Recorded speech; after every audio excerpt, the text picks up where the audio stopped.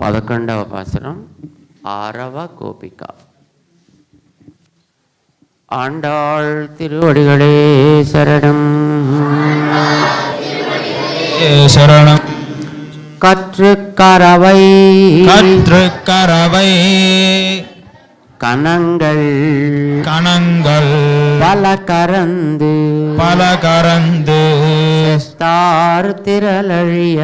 செத்தார் திரளழியா சென்று செரு செய்யும் குற்றமொன்னில்லாத கோவலர் தம் பொற்கொடியே புத்தருவல்கள் புனமையிலே போதராய் சுத்தத்து தோழிமார் எல்லாரும் வந்து நின்முத்தம் புகுந்து முகில் வண்ணன் பேர் பாடா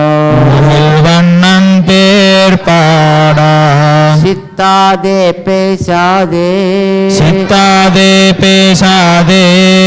செல்வப் பெண்டாட்டி நீயத்து குறங்கும் பொருள்